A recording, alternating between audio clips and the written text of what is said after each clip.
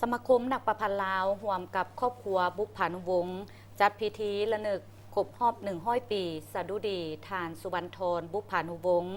ศิลปินแห่งชาติสาขาวรรณกรรม และเปิดโฮมเรื่องสั้น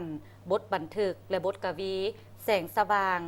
บนเส้นทางต่อสู่กู้ชาติสุวรรณธรบุพานุวงศ์พิธีระลึกครบรอบ100 ปีสดุดีทานสุวรรณธรบุพานุวงศ์13 เมษายน 1925 13 เมษายน 2025พิธีดังกล่าวได้จัดขึ้น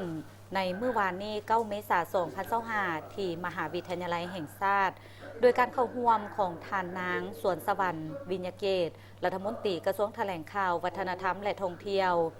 ท่านสมสวัสดิ์เล็งสวัสดิ์อดีตรองนายกรัฐมนตรี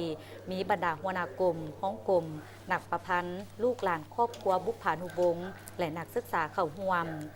ในพิธีได้หวนคืนประวัติมูลเสื้อและบรรดาบทเรื่องสั้นบทบันทึกและบทกวีต่างๆของท่านสุวรรณธรบุพานุวงศ์ในระยะที่ผ่านมา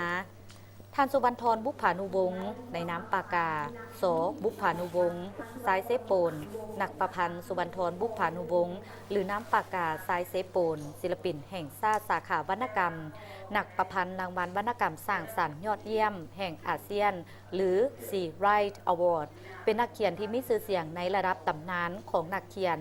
ปฏิวัติของลาวมีผลงานบทเขียนเป็นนวนิยายที่มีชื่อเสียงและได้รับความนิยมสมชอบที่สุดในยุคสงครามปฏิวัติปลดปล่อยชาติต่อสู้ต้านจักรพรรดิผู้หุกหานทั้งได้รับการกล่าวขาน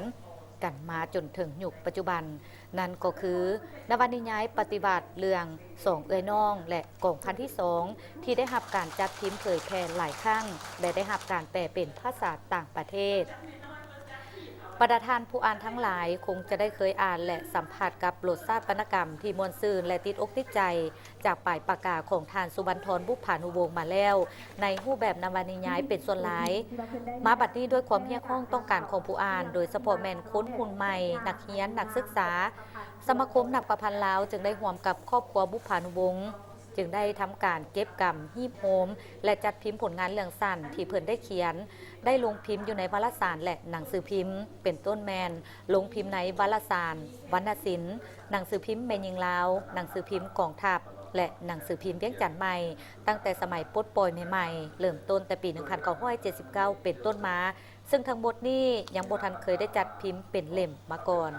ฉะนั้นปื้มโฮมเรื่องสั้นแสงสว่างบนเส้นทางต่อสู่กู้ชาติเล่มนี้จึงเป็นเล่มทำอิฐที่ได้รับการจัดทำและจัดพิมพ์ ซึ่งผู้อ่านจะสัมผัสกับรสชาติวรรณกรรมอีกรูปแบบหนึ่งที่ประพันธ์โดยทานสุวรรณธรบุพานุวงศ์โฮมเรื่องสั้นบทบันทึกและบทกวีแสงสว่างบนเส้นทางต่อสู่กู้ชาติเล่มนี้ของทานสุวรรณธรบุพานุวงศ์มีเรื่องสั้นทั้งหมด17เรื่องมีบทบันทึก10บทและบทกวี5เรื่อง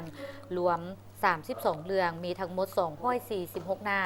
ในปื้มเล่มนี้ทานสุวรรณธรบุพานุวงศ์ศิลปินแห่งชาติสาขาวรรณกรรมได้รับน้ำมยศศิลปินแห่งชาติสาขาวรรณกรรมปี